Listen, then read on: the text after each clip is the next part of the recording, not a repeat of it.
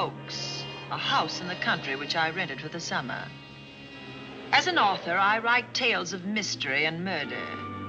But the things that happened in this house were far more fantastic than any story I've ever had published. I brought a staff of servants from my city apartment, and my maid Lizzie Allen, who had been with me nearly 20 years. Lizzie?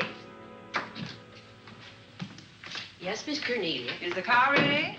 It's at the door. Look, Hmm? Miss Cornelia, them servants you brought from the apartment are talking about walking out on us. Really? Well, I know they don't like it here, but I didn't think it was that bad. Well, they've been hearing things about the killer that the police call the Bat and the murders that he committed here this past winter. Now people are saying that he's back again. Well, how can they be sure of that? Has he committed another crime? No, not yet, but that ain't saying that he won't. Here's something else. You've heard about the bats they have here. Animal bats, the kind that fly. Yes, yes. Look what it says in this magazine. This is a report from the State Health Department, and it says some of them bats is rabid. Well. And that ain't all. Now there's a rumor going around that it was the bat himself, the killer, I mean, that released the rabid bats in this neighborhood. Oh, that's ridiculous. Well, the housekeeper, the cook, the butler, and the upstairs maid don't think so. Well, I can't help what they think. If hysterical nonsense like that can scare them out of their good jobs, it's their loss, not mine. Come on, Lizzie, I've got to get to the bank.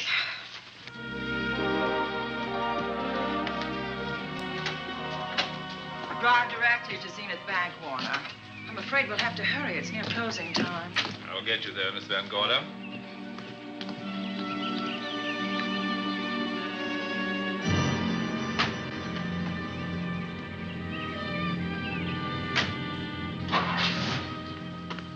Thanks again. Miss Van Gorder. How do you do, Mr. Barry? How are you? I'm very well, thank you. You remember Lizzie Allen? Of course. Hello, Miss How Allen. do you do? So you're spending the summer with us again? Yes, yes. I've leased the Oaks, the home of your bank president, John Fleming. I heard you had. I was surprised. Why? Is there something the matter with it? No. I was surprised because Mr. Fleming said he would never rent it. Oh? Well, I rented it from his nephew, Mark Fleming, who has the real estate office here. He said his uncle would be gone the entire summer. Well, that's right. Mr. Fleming's in the North Woods now with his physician, Dr. Wells. Oh, pardon me. Dale, I want you to meet my wife. We were married at Christmas time. That must have been nice. Believe me, it was. Oh, here she is. Oh, dear. My How do wife, you Miss do? Van Gorder, Miss Allen. How do you do, Mrs. How do you Bailey? do? Cornelia Van Gorder. Yes. Oh, well, I've read every murder mystery you've ever written.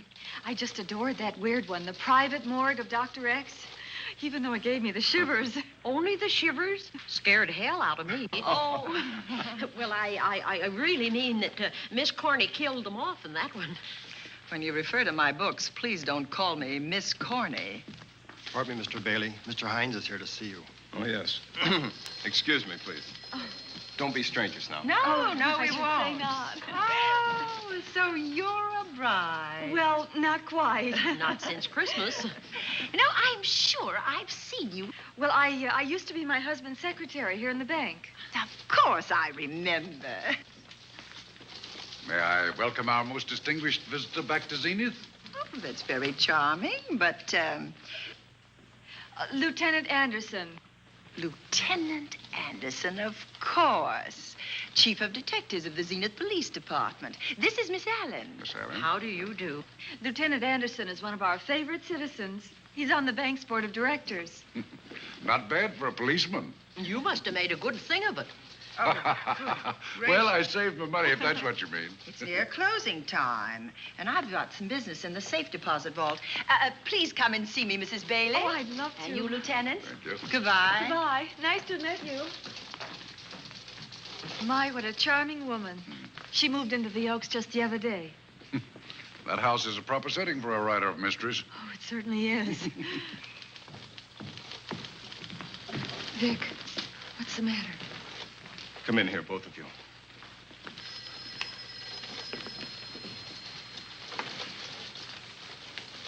Andy, we're in trouble.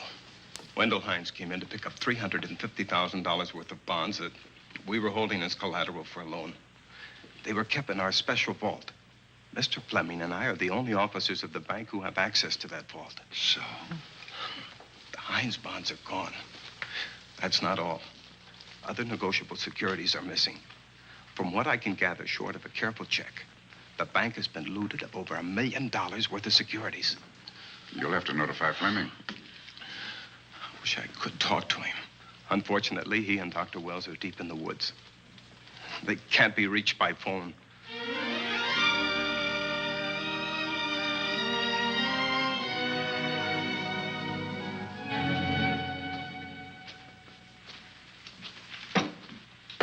What is it?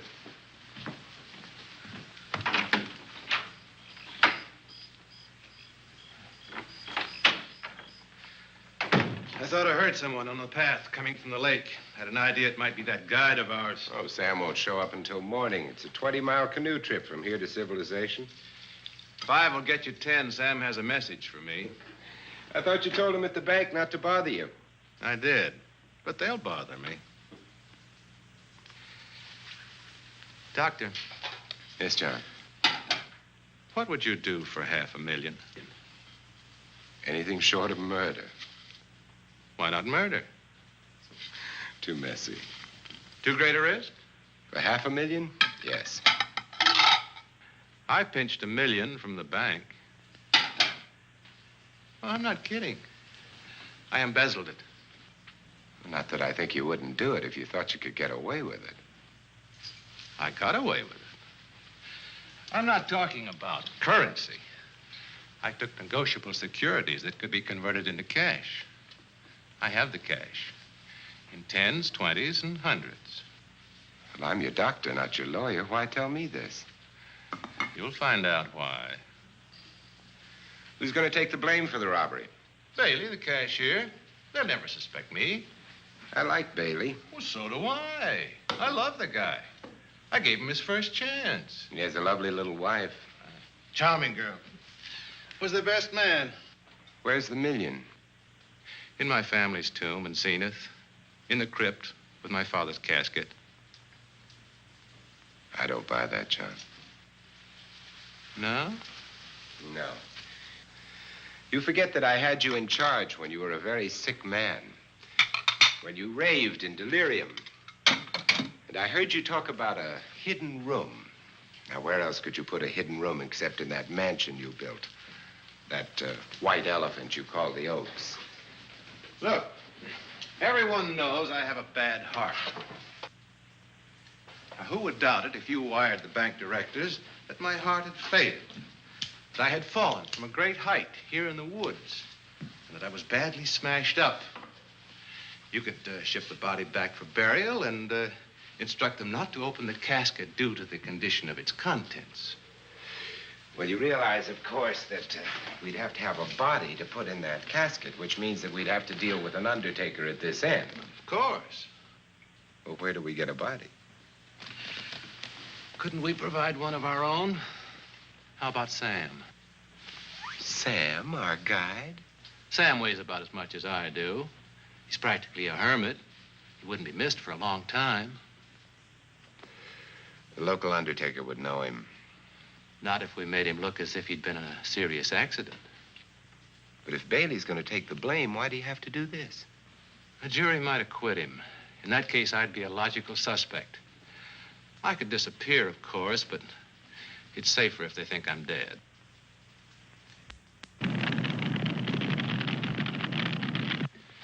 What if I don't go for this deal? In that case, it would be too bad. You mean you'd kill me? What else could I do? Now that I've told you about the $1 million, I'd say you were shot in a hunting accident. Now, look, Doctor, if you can find another body instead of Sam's, it's all right with me. There's $500,000 in it for you. I'll do my best. I smell smoke. So do I. What's that noise? Look, Doctor, the woods are on fire. It's coming this way. We've got to get out of here. Out the back way. We will. As soon as I provide that body we were talking about.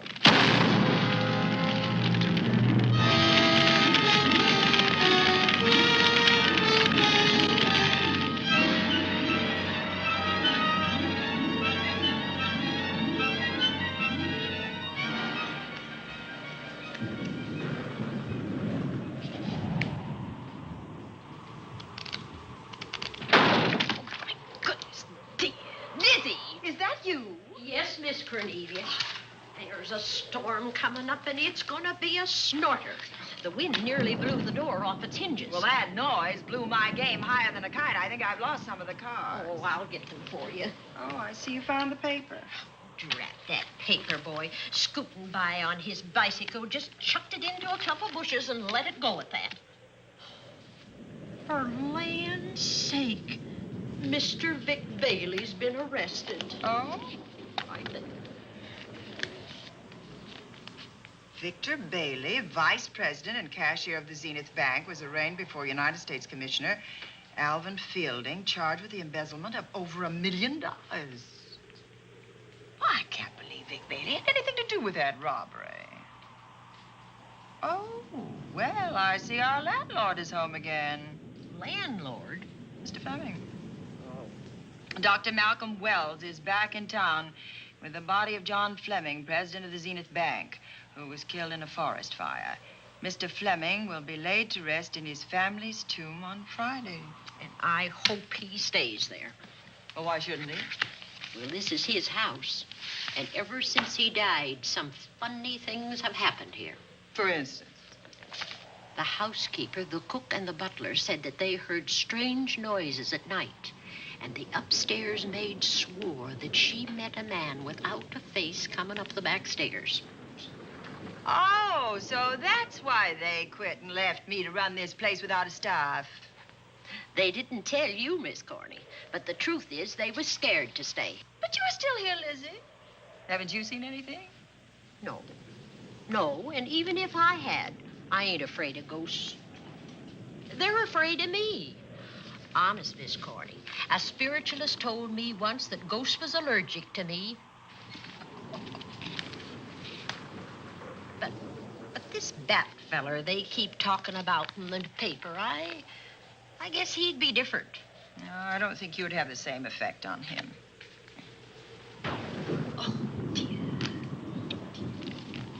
What are they trying to do? Drive people away from this part of the country? Why, what does it say about the Bat? His specialty seems to be killing women. My goodness, 2 of them in one night. All his victims died the same way, like their throats had been ripped open with steel claws. That's a charming little caper. I'll have to try it sometime. In a book.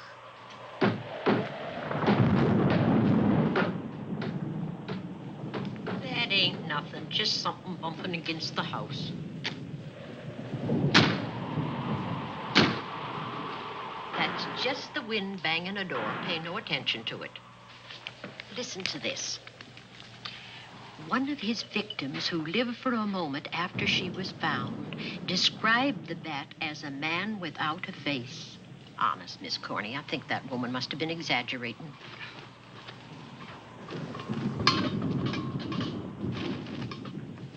That's just that heavy tapestry at the top of the stairs. I know. I've heard it before on a windy night. That sounds as if there was someone on the stairs. I know there isn't. At least there shouldn't be. There ain't. Them's just the noises you hear in any old house on a windy night. It says here that the Bat never leaves no fingerprints. That's understandable. Having no face, he probably has no fingers either. Lizzie!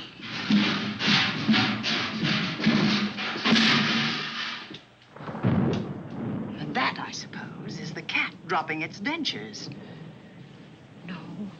No, I don't think so. But I think it's something should be looked into.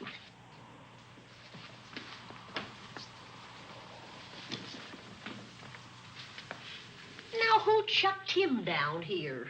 The wind, I hope. There must be a window open up there. No, Lizzie. Let him lay. Let him sleep it off. I hope the power lines don't go down, put the lights out. Now, we'll check the windows in the living room and draw the curtains, and then we'll go to bed. Yes, ma'am.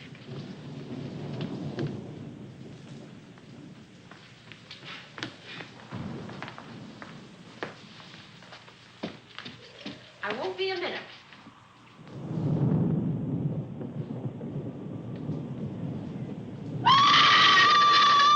Gordy! Oh!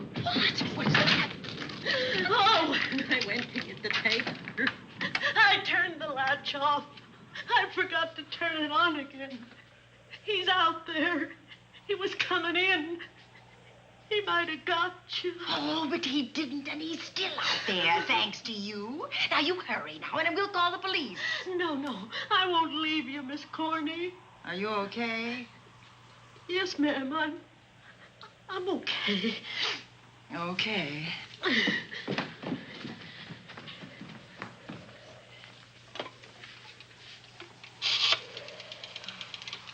Operator? Give me the police department, please. Zenith Police Department. This is Cornelia Van Gorder. I'm living at the Oaks.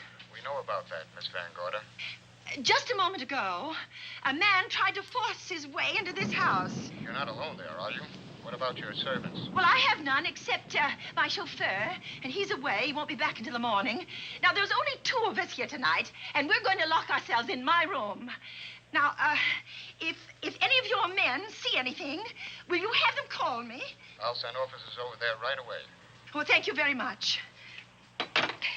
Come on, Lizzie. We're going to sleep in my room.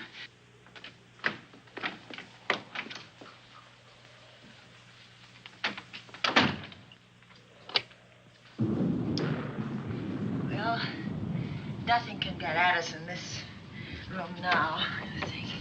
This door seems good and solid. Like the door to a tomb.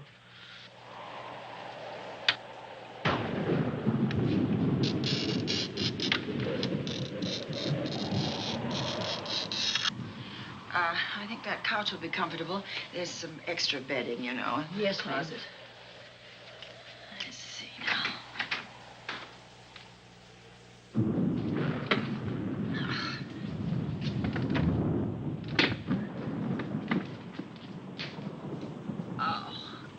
Huh? No bolt. Well, that's not so good.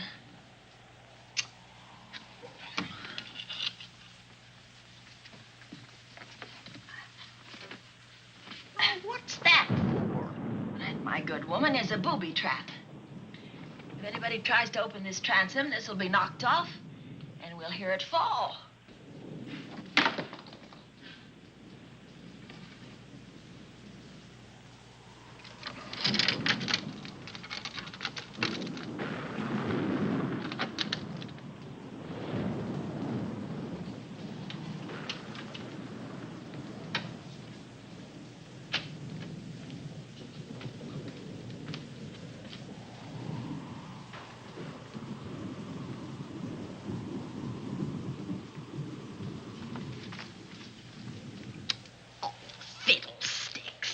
I forgot my night things, my robe, my gown, and my slippers. I'll go get them now. Now, wait a minute, Lizzie.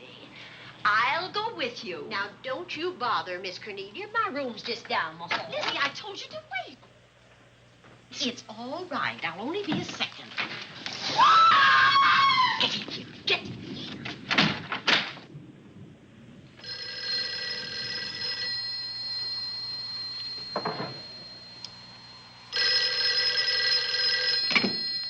Yes? Miss Van Gorder? Yes? Zenith Police Department. There's a police car just outside your house, and the officers in it have reported that there's no sign of a prowler anywhere on the grounds. Oh, the man's inside now. He's in the hall, just outside my bedroom. Have your men break through the kitchen door and search this place from top to bottom. Okay, Miss Van Gorder. Sit tight. I will. I have a gun, and I know how to use it.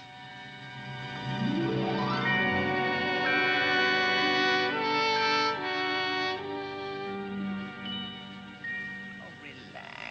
relax, Lizzie. The police did a good job. They couldn't find anybody in here. But we both saw him, Miss Cornelia. All right, so he got away. But there are men on guard outside, so just try and get some rest. There's nothing can get at us here.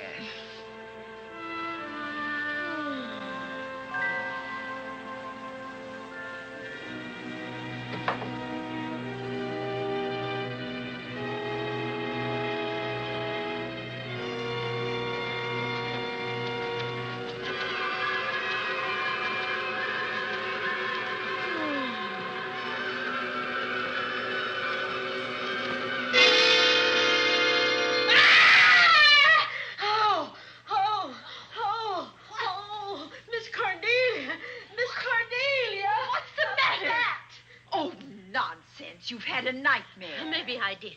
But there was a bat and it bit me. It flew in that closet. Oh, good gracious, Lizzie, you're right.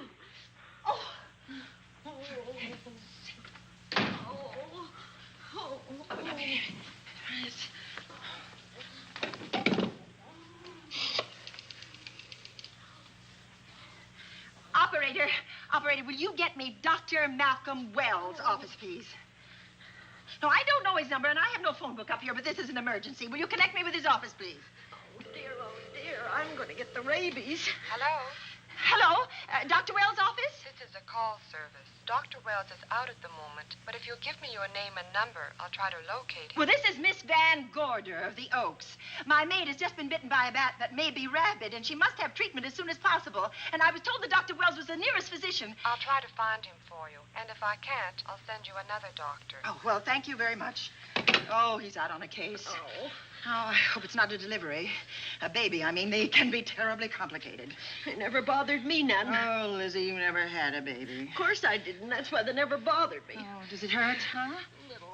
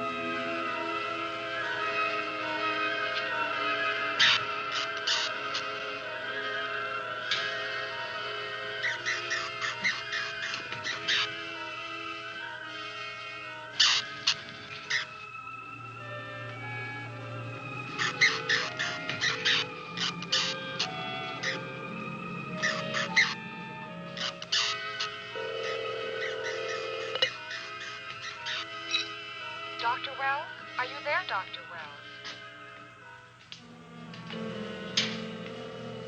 Are you there, Dr. Wells? This is the operator. Your call service is on the wire. It's an emergency. This is Dr. Wells. This is your call service, Doctor. Oh, hello. I was just doing an experiment. I left the receiver off. That's what I thought, but I kept trying. Miss Van Gorder at the Oaks called and said that her maid had been bitten by a bat, and she's afraid it might be rabid. What? Oh, all right. Tell her I'll be right over there.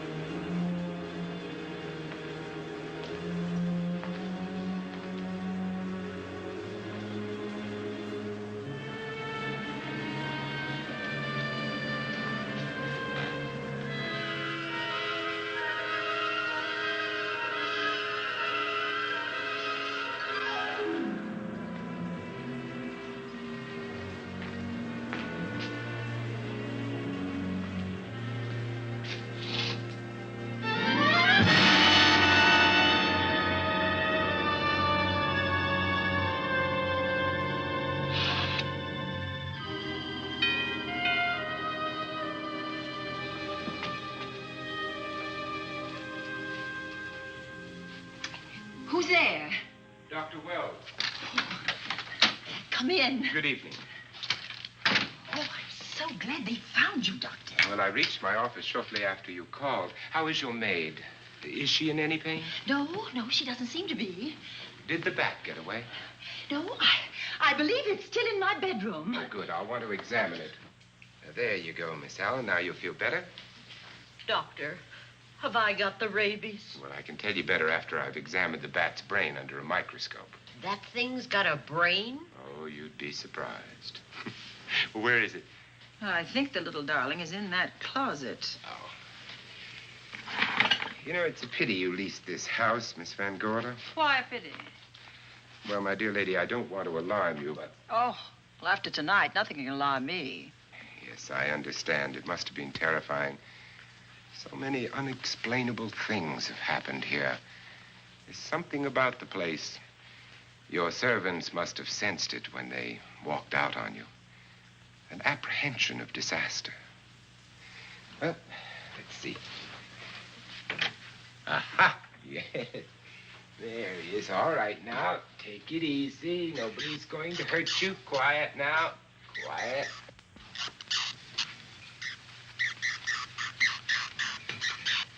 He looks quite normal. Doesn't seem to be sick at all. Oh, ain't that nice? I've been worried about him. Well, you should be. From his appearance, I'd say that he doesn't have any infection. In which case, you've had a narrow escape. Now, you take one of those tablets I left for you, and I'll guarantee you a good night. And I'll drop in on you tomorrow. Oh, thanks for everything, Doctor. Now, don't worry. I can find my way out. Oh, I know you can, but do let me help you. Oh, don't forget that once I'm gone, you'll have to climb those stairs alone. Oh, I'm all right. I'm armed now. Can you shoot one of those things without shutting your eyes? Oh, Doctor, there are guns in every book I've ever written. I don't write about things I'm unfamiliar with. Lock the door, Lizzie. Good night. Yes, ma'am. Good night, Doctor. Accident? No, the wind blew him down. Oh. I think. Oh. Did you know that young Mark Fleming leased you this house without notifying his uncle? No, I didn't. Well, it doesn't matter now. John Fleming is dead and Mark's his heir. But if John were alive, he would warn you to leave here, Miss Van Gorder. Really? Yes. It's been a tragic place for anyone who ever lived in it. Well, good night. Good night, Doctor. Who's out there? Nobody you need worry about, Doctor. Oh, it's Andy. Oh. That's right. Oh, good evening, Miss Van Gorder. Good evening, Lieutenant. Somebody sick here? My maid was bitten by a bat. Oh? A rabid bat? Well, I'll know for sure when I get to my lab. I caught the bat. It happened indoors? In my bedroom, yes. How'd it get in? Well, there are many ways a bat could get in a house. You ought to know. I spotted this hole in the window the minute I got here. Why? That's where the two-legged bat got your door open. Miss Van Gorder told me that she phoned headquarters at Zenith. Yes, I phoned twice. The second time was after the prowler got in the house. Weren't you at headquarters, Andy? No, but they contacted me. An officer came and searched the house from top to bottom, but they couldn't find the bat. You better have this window fixed tomorrow. Oh, yes, I certainly shall. Yes, and I'd better be going. I'm due in surgery at 8 o'clock in the morning. Good night. Good night, Doctor. There will be a man patrolling the grounds all night, Miss Van Gorder. Oh, thank you. And nobody inside, Andy? Why should there be? Well, how do you know but what the bat is hiding somewhere in the house? I'm quite sure he isn't in the house, Doctor. Not now. Good night. Good night.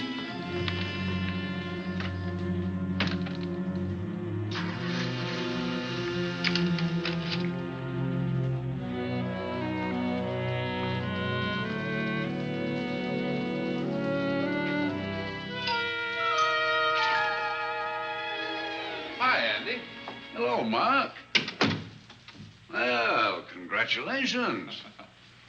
Real estate business must be picking up.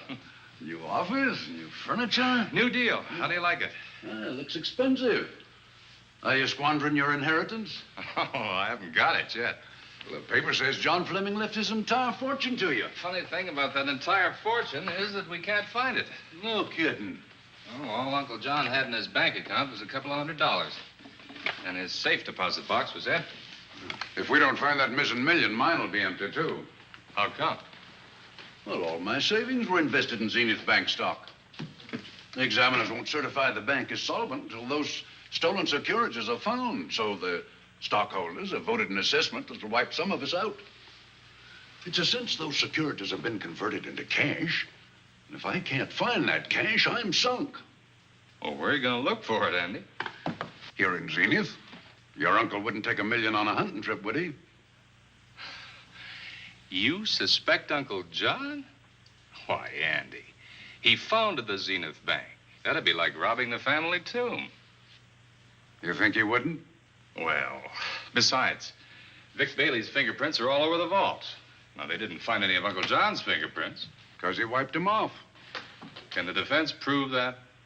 They'll try to. Judy Hollander, Bailey's secretary, is a defense witness. And they believe her testimony will have a powerful effect on the jury. Oh, well, she has a powerful effect on me. Judy's a doll. Here's the book you mentioned, Judy. It's your newest one. Yes, it's just been published. You can have that copy if you wish. Oh, it's a first edition and you've signed it. Yes, of course. Thank you so much. May I serve tea now, Miss Van Gorder? Yes, please do, Warner. Thank you. Well, I see you've engaged new servants. Yes, of course. Well, how did you persuade them to live in this house? Well, Jane Patterson, my new housekeeper, knows this house better than you do, Doctor. Oh? She worked for John Fleming. And Warner was my chauffeur.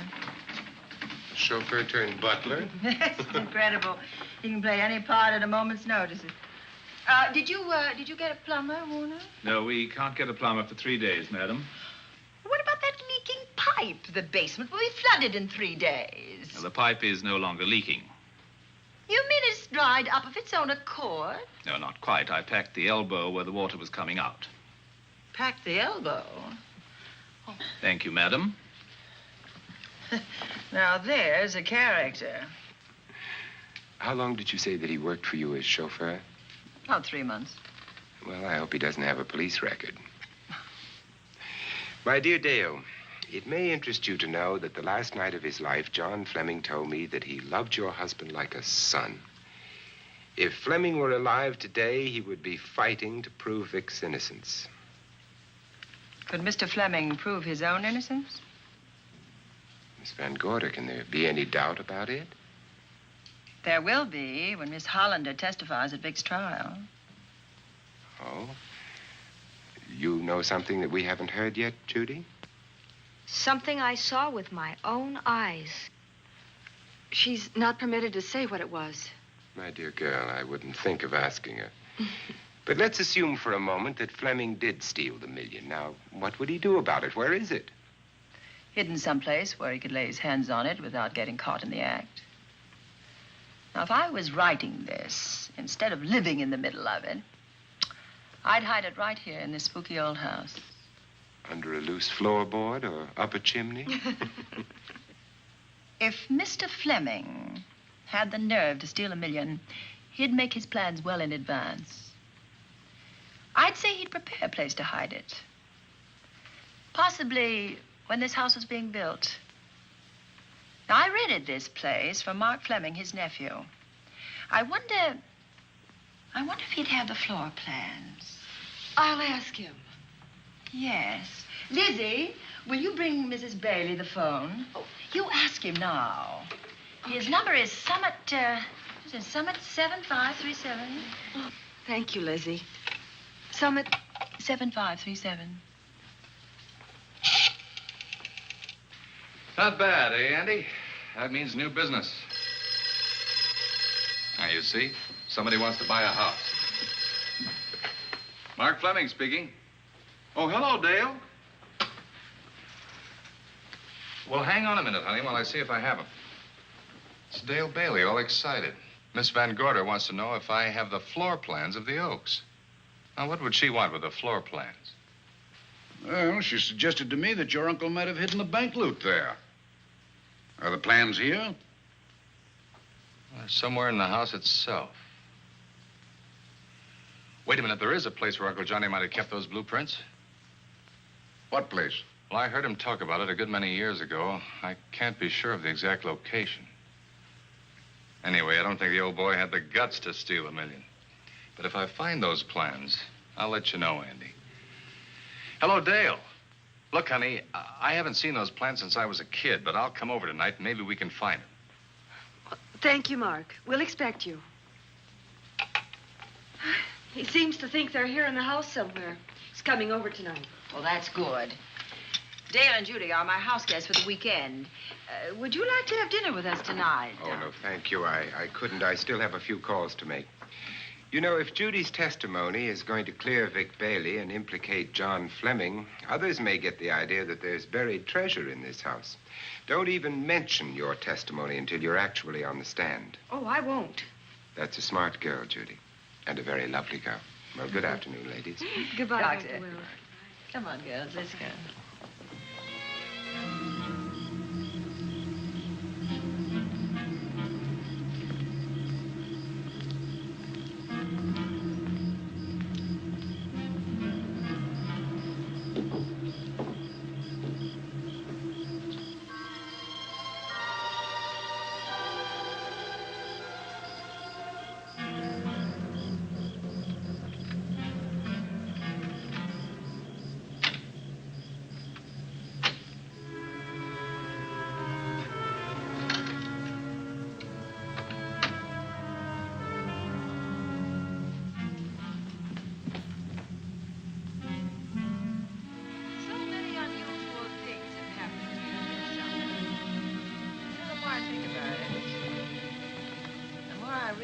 I should be putting them down on paper.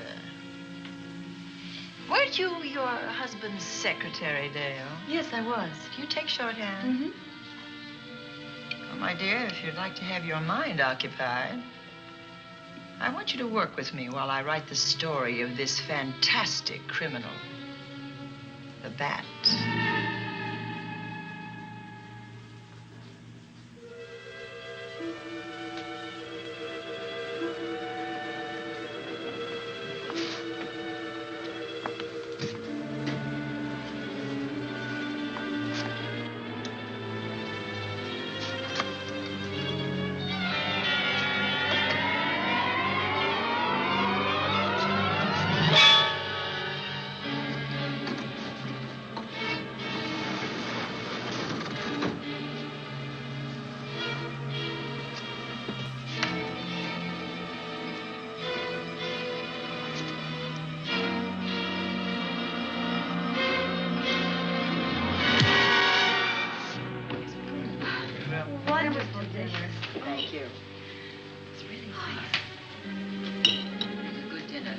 As usual. Wonderful.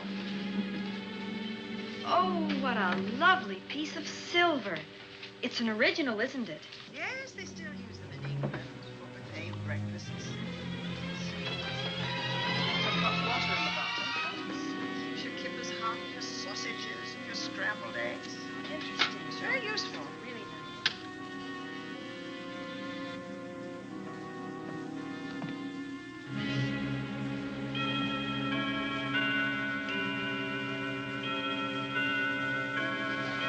Clock hasn't struck the hour in the last 10 years, if I'm to believe what Mark Fleming told me.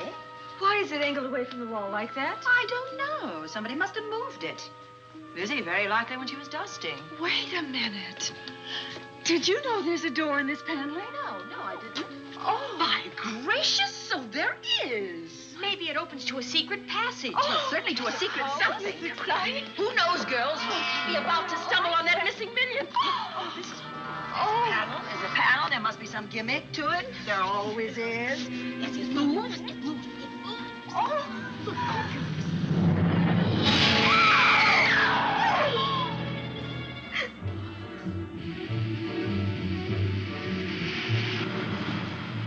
Calling car 11. Calling car 11. Proceed to the Oaks in Zenith Township immediately. A homicide has been reported. Okay. Proceeding to the Oaks. Notify the county coroner, Dr. Wells. Tell him to come to the Oaks at once.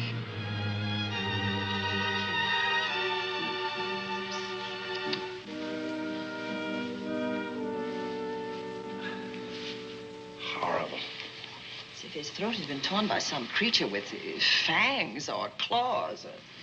That's his sign. We found it on the others he killed. I'd hoped those reports that he was up to his old tricks again were pure imagination, but apparently they're based on fact. He's come back. Back to the scene of his kills. Yes, that's who I mean. That's who did this. The bat. Who found Mark? We all did. And it's Dale and Judy and I. Lizzie was in the dining room. This is my new housekeeper, Jane Patterson. You know, she worked for John Fleming. I know her. Where were you, Mrs. Patterson? In the kitchen, cleaning up. I cooked the dinner tonight. Did you know that the secret closet was here? No. It was behind the grandfather's clock. Well, it was I who found it, really. Noticed the clock had been moved and the door wasn't quite closed. I'll get it.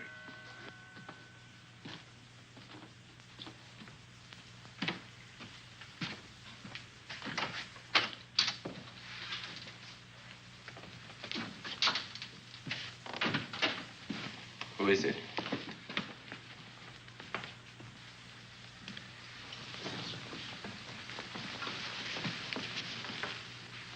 Mark Fleming. As coroner, you saw the same wounds on the others. How long's he been dead? Oh, I'd say about a half an hour. Do you believe it was the bat? That's a bat's trademark. Perhaps he's still in the house. That's possible. Why should he be? Because he's looking for something, and like you, he believes it's here. And he's a persistent killer.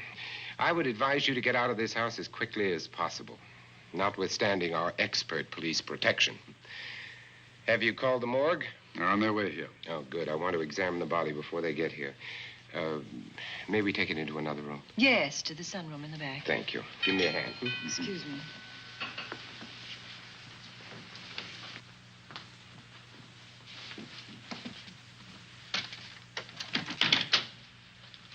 Oh, Warner, where have you been? Well, madam, has been an accident? There's been a murder. Mark Fleming, the young man from whom I leased this place, was killed here tonight. They know who did it? Well, they believe it was the bat. I'm sorry I had to use the front door, Miss Van Gorder, but I forgot my keys, and when I rang the bell at the kitchen door, there was no response. Oh, this is Warner, Lieutenant. He's my butler. He was my chauffeur. Why'd you promote him? But it's very difficult to find a butler. They don't like service in the country. Have you been a butler before? I've served in many capacities, sir, but this was my night off, and I forgot my keys. I heard that part. What time did you leave the house tonight? Oh, about 6:30. I had dinner at Wiley's Roadhouse. Can you prove where you spent the rest of the evening? I can try. Try hard. And don't leave the house. I'll get to you later. Very good, sir. I shall be in my room, Miss Van Gorder, if you need me. Yes, Warner. Surely you don't think he's... Warner and I have met before. I can't recall where or when, but I will.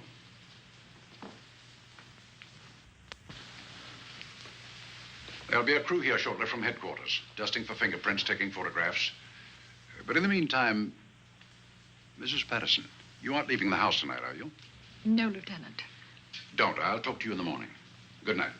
Good night, sir. Good night, Miss Van Gorder. Dale, I was with Mark Fleming this afternoon when you talked to him about the floor plans of this house. I heard him tell you he was coming here tonight. Dale called him at my request. She told me he was coming. Who else should I tell you that? Judy, Lizzie. And that nice Dr. Wells. Dr. Wells. There are a few killers who kill for the fun of it. The bat very likely is a mental case, and I'm convinced that his crimes are motivated by his mania for personal gain. There's $1 million at large, and he's going to keep on hunting for it until he lays his hands on it. Now, these young ladies are staying here tonight? Yes, they're my house guests. Well, when my crew arrives, we'll be busy for a while, so I'd suggest that we go to our rooms? That's a very good idea. Come on, girls.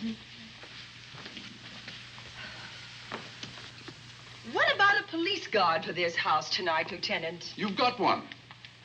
I'm going to cover this place tonight from the attic to the basement. If the bat makes another call, I'll have a little surprise for him. Who is he? Have you any idea?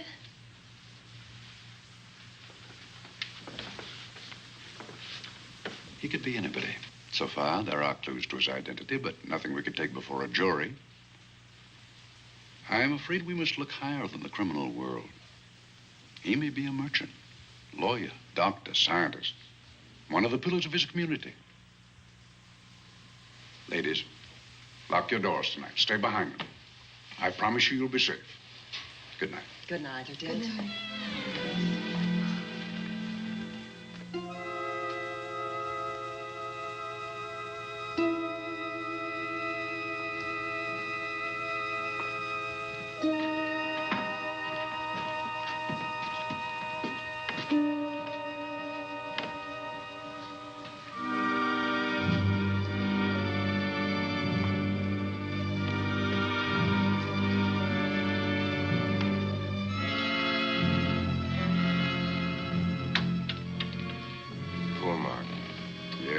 Pity.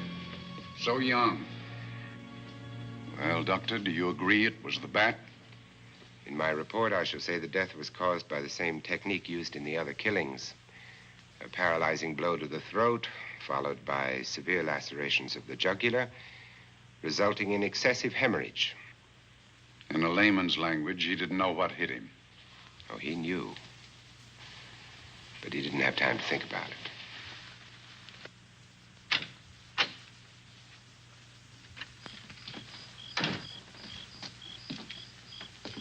Staying here tonight, Andy? Well, until I check the doors and windows, but I'll be back bright and early in the morning. Neither snow, nor rain, nor heat, nor gloom of night stays these couriers from the swift completion of their appointed rounds. A lot of people are due for a shock when I close this case. Yes, I'm sure they are. Good night, Andy. Don't get hurt. Good night, Doctor.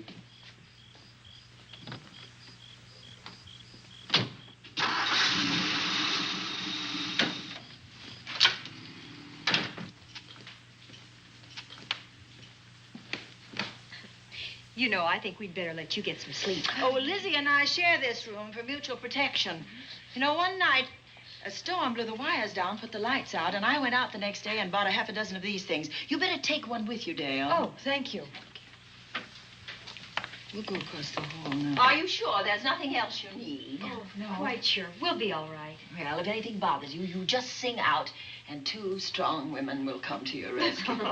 Oh, nothing will bother us. Not with Andy on the job. No. Well, good night. Good night, Miss Van Gordon. See you in the Don't worry. Everything will be all right. We won't. Good night. Good night.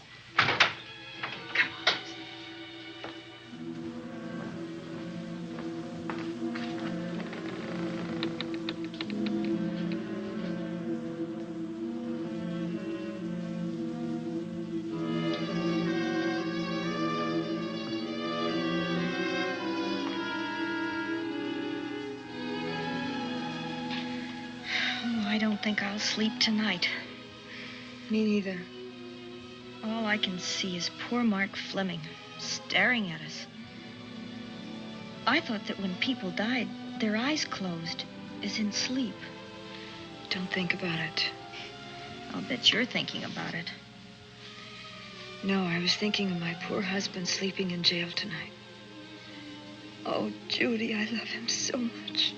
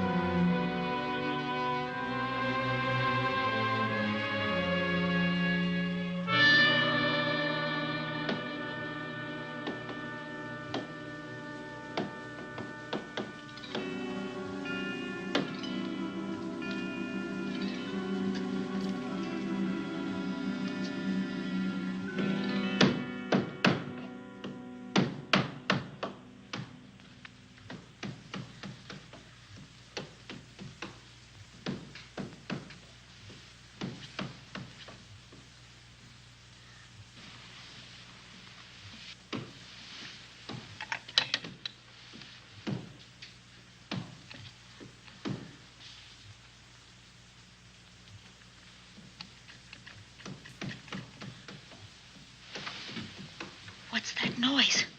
Oh, I don't know. I kind of fell half asleep. For a moment, I thought it was something from a dream. It's somewhere in the house. Yes, on the floor above. Not directly over us. Probably a room overlooking the driveway.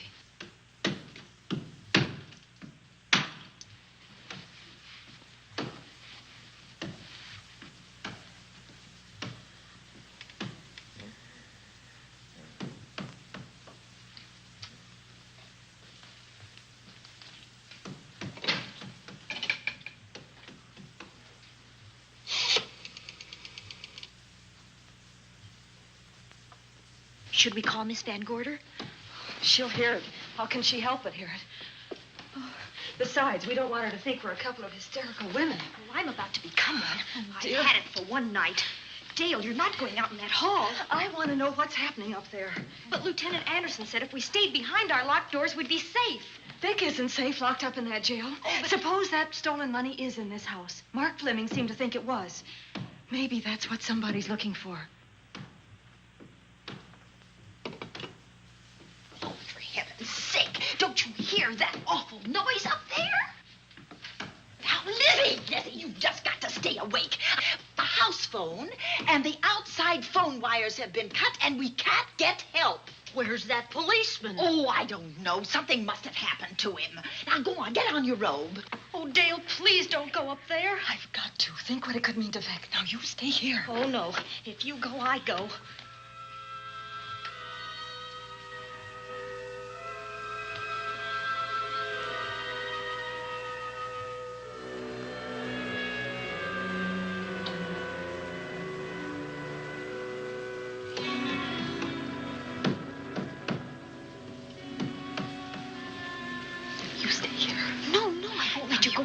You wait here. I'm going to see what it is. Oh, please let me go with you, Judy, will you warn me if anyone comes? I'll only be a moment. Now, wait.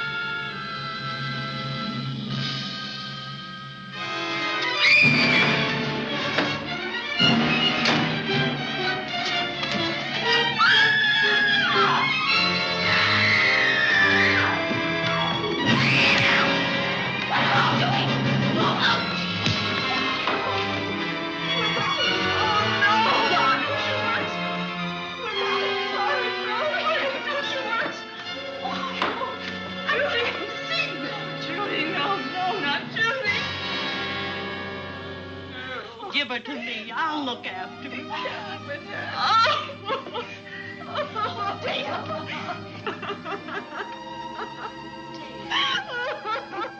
Poor baby.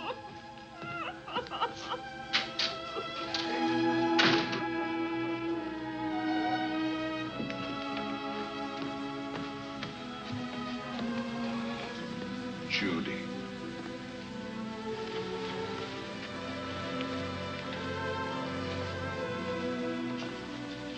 The bat. Yes, the bat. He caught her at the head of the stairs. We saw him rushing down the stairs as we came out of the room. I hurled that after him. I hit him, I believe. I'm going to cover this place from attic to basement, you said. Well, what were you covering when that poor child was murdered? Where were you? I saw a man outside in the grounds. I went out there and hunted him. I heard him in among the trees, and so I followed the sound of him as far as the brook down near the back road. And then I lost him. I'd rather give my own life than have this happen to Judy. But I told you to stay in your rooms and lock your doors and stay there. What was she doing at the head of those stairs? That was my fault. They heard a strange noise, heavy pounding in one of the rooms on the third floor. We all heard it. I wanted to see what it was. Judy, I wish she wouldn't let me go out by myself. I made her stay on the balcony. What about your new butler? Oh, well, he's in his room, I suppose. Oh, Mrs. Patterson. Oh, yes. Did you know what happened here? No, sir, but I heard the screams. I went to call Warner. We have rooms on the same floor, but he wasn't in his room. His bed hasn't been slept in. If Mrs. Patterson heard the screams, Warner could certainly hear them. You're quite right, sir. I heard them. Oh, you did? And where were you? Outside in the grounds. Miss Holland has been murdered. No. Oh, so you're surprised. Shocked. Well, I've seen better performances. I remember you now. Your name's not Warner. I've got a circular in my office with your picture on it. The Chicago police not so long ago were hunting for you in connection with the robbery. You're right again, sir. And they found me and they tried me and I proved my innocence and I was acquitted. That could have been a lucky break. Where were you when this child was killed? I told you before, sir. Outside. What were you doing there? I was following you. I saw you leaving the house, and it seemed that you were hunting someone. I thought you might need some help. Oh, yes, sir. I followed your flashlight down through the trees. Then it disappeared. And then suddenly, as I was staring out into the darkness, I was struck by something on the back of the head. The next thing I knew, I was lying on the ground. I realized I'd been knocked out. I wish you had been knocked out. But then we'd have found you with your mask still on your face. You were hit here in this house with this poker as you were rushing down those stairs after that child was killed. Oh, no, sir. You can't pin this on me. I'm not the bat. I've never killed. I couldn't kill. I won't take the rap for this.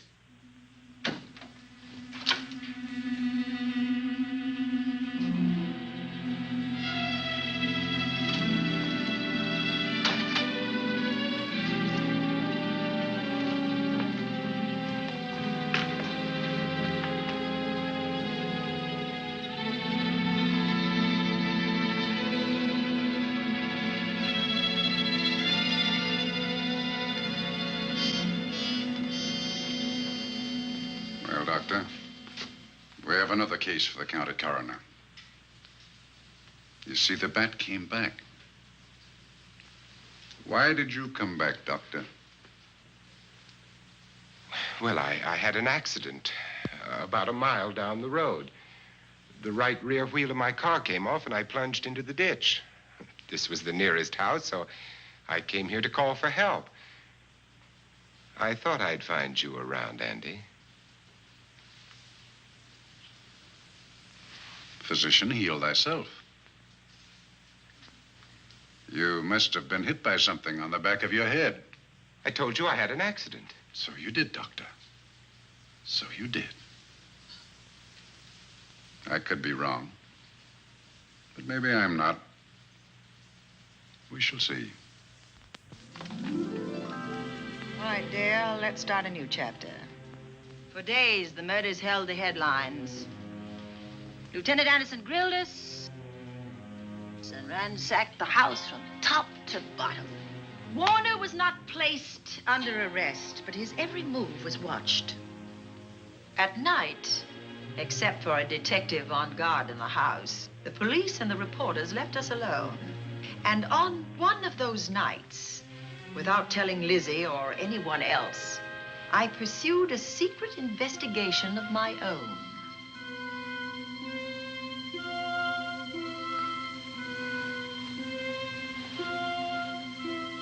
It was in an empty room on the 3rd floor where we kept our trunks and other things.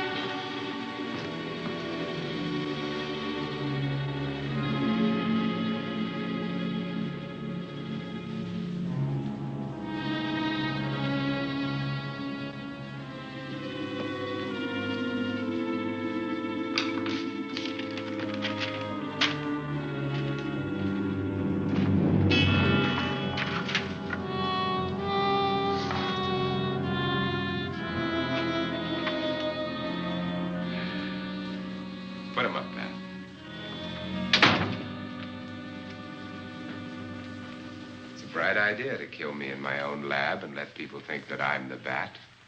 But you had to kill me first. What was it to be, ambush? And clever as you are, you're not smart enough to do that. Nor were you smart enough to find the money, though you came quite close to it. But I know where it is. And when you're dead with that sign pinned on your chest, I'm going to collect it and live happily ever after. He destroyed himself. How true that will be. Well, goodbye, Bat. Here's a serum that will heal you whether you're rabid or not.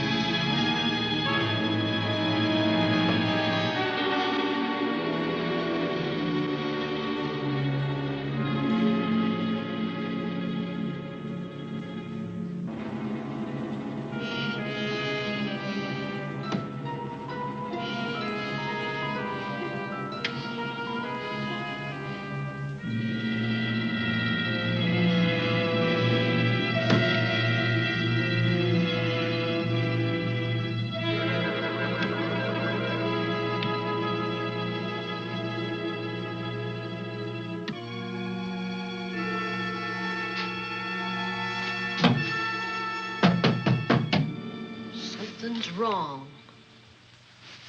Something's wrong.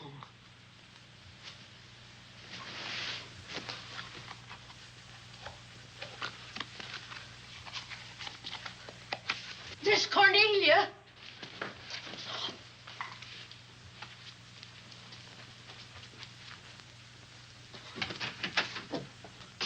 Miss Cornelia.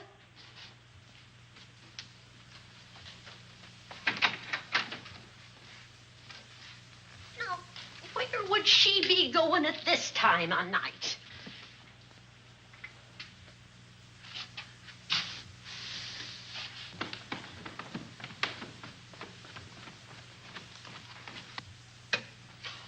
Well, land's sake.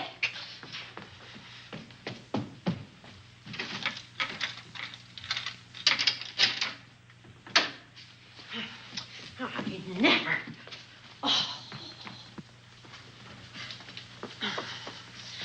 Mr. Davenport. Mr. Davenport. Oh, a fine thing. The door unbolted, the chain off, and you asleep on the job. Wait till Lieutenant Anderson hears about this. Come on, wake up. What's the matter with you? I don't know.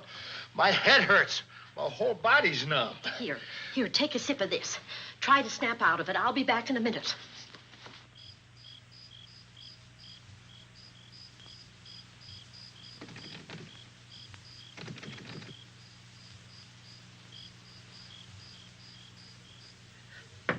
Hurry, will you? It's Lizzie. I'm terribly worried. I can't find Miss Cornelia anywhere, and something's happened to the policeman. I don't know what. Get Warner. Bring him to the drawing room. Tell him we need him.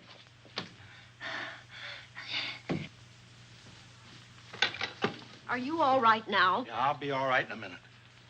I remember now. I took a drink of wine from that decanter there. Miss Van Gorder told me to help myself. She wouldn't put nothing in it? Well, somebody did. Somebody who knew I was on duty here. Then it was somebody that got Miss Van Gorder. I can't find her anywhere. Upstairs, downstairs, or in the basement. I told the housekeeper to get Warner. Lieutenant Anderson will want to know about this. Hello. Yeah, this is Davenport at the Oaks. We've got trouble here. Well, for one thing, I was drugged. Yeah. but I must have been knocked out because the maid tells me Miss Van Gorder is missing. Well, you better call Anderson and let him know. He's not at home. Well, where is he? Out on a case? What case? Dr. Wells. What else did they tell you about it? Oh, hurry, will you? We've got to find Miss Cornelia. Okay. Lieutenant Anderson is out on a case. Dr. Wells was found dead in a room next to his garage, murdered. Dr. Wells? There's something queer about the killing of Wells, but headquarters won't talk about it. Lizzie, Warner isn't in his room. There's no sign of him anywhere. And I was supposed to keep an eye on that guy. Where's Miss Cornelia? That's what I want to know. Wait a minute. Didn't you say that the chain and the bolt were off of the front door? I certainly did. Well, maybe Miss Van Gorder went outside. Oh, she never would. We better look. I can't breathe. There's no air.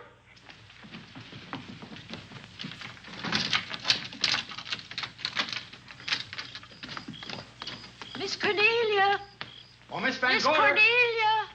Miss Cornelia. Miss Van Gorder. Look. There's a light in that room on the 3rd floor. Were you up there tonight? Well, of course I was, but I turned the lights out before I came downstairs. Then Miss Cornelia might have turned them on again. That's why we're going to look first. Come on.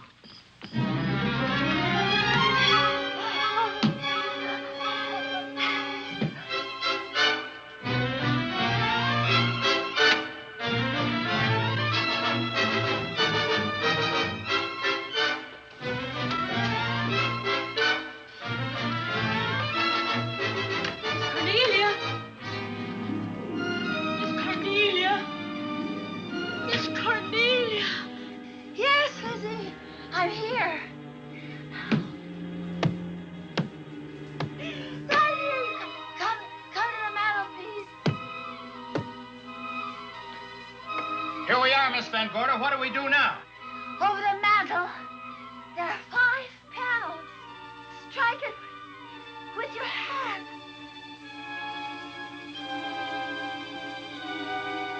Which panel did you say, Miss Van Gorder? Oh, I can't. I just can't. Miss Van Gorder, which panel? We couldn't hear you. She said strike it. What difference does it make which panel? Strike them all. Look.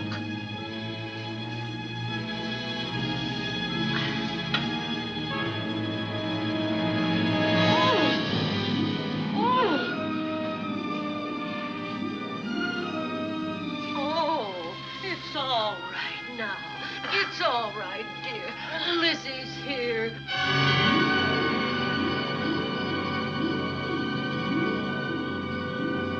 Feeling better? Yes, much better. We'll take you to your room. Oh, no, you won't. I'm going to stay right here. I'm quite all right. Oh, how blessed it is to breathe without an effort. You know, no one knows how sweet the air can taste until someone shuts it off for a moment. That room is just like a box. When the mantelpiece closed, it seemed like all the air was drawn out of it. Look, there it goes again. Let it close. I can open it from in here. There's a control panel behind this blueprint. Electric motor under the trap door here. Once the door is open, you can keep it that way. I believe that the fireplace in this other room opens the same way. And it does. I tried to find this, but I couldn't find it. Yeah, it's back at this blueprint here. Well, it's quite a setup. Too bad we can't open that safe in the same way. Take an expert to crack this box or a shot of nitro. Well, maybe that's what the bat had in mind. Could be. Seems he's on the prowl tonight. Miss Van Gorder, Warner has disappeared. And Dr. Wells has been murdered. Dr. Wells? Lieutenant Anderson's on that case right now. Well, does he know what happened here tonight? They got word to him. He'll be here any minute.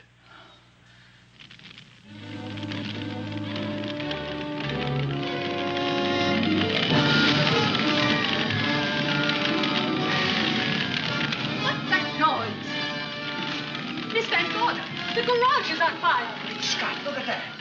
Lizzie, put that light out in the other room. Now, where are you going? To report the fire. Well, you just stay right here. But Miss Van Gorder, the garage. Well, let it burn. You watch the stair. Can't you see that fire was set to get us out of the house? Out of the house? Were you talking about the... Yes, I'm talking about the bat. Now that the lights are out, he'll think his trick has worked, and we've gone. He'll be here any minute. Well, so will Lieutenant Anderson. I hope so, but the bat will be here first. And he'll kill again if we're in his way. We've got to be as clever as he is.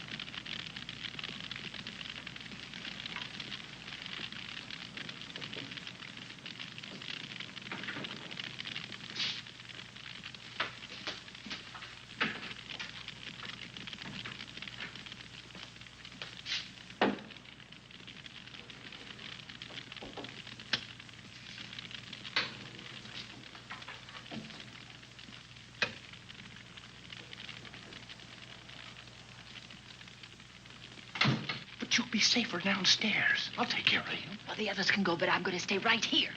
All right, but get out of sight.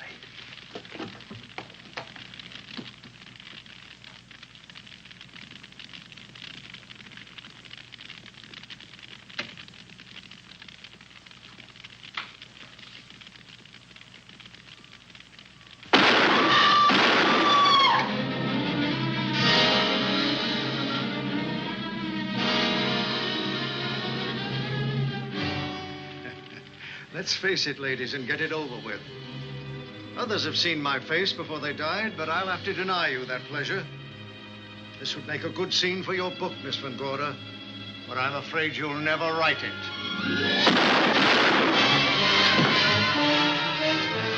That is Warner. I could tell.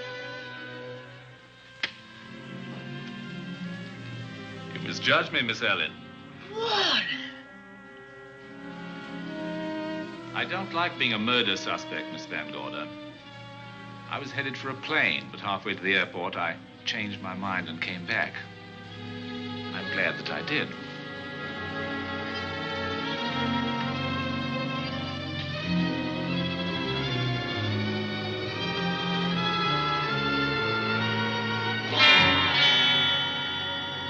Why, it's Lieutenant Anderson.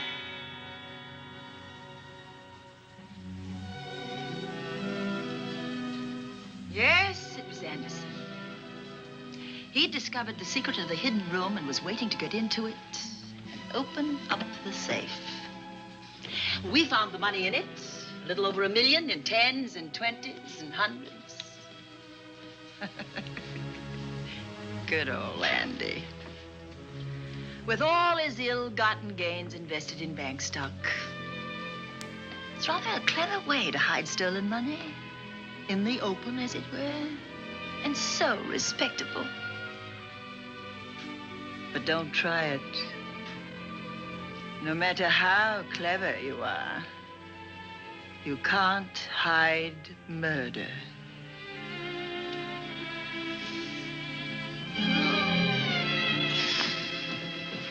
Well, that's it, Dale. That's the end.